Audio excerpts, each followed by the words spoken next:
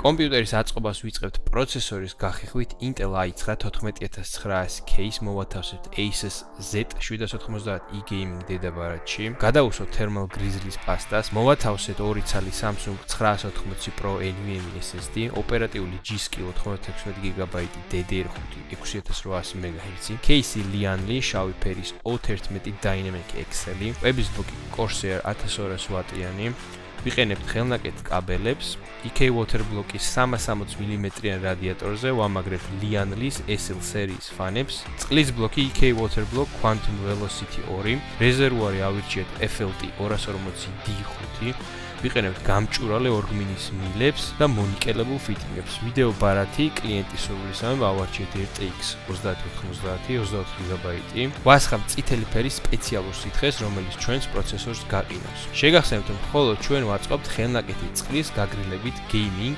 სარენდერო, სამუშაო და AI სისტემებს. ეს კონკრეტული ბევრად ეფექტურია ვიდრე HR-ის და დახურული წყლის სისტემები.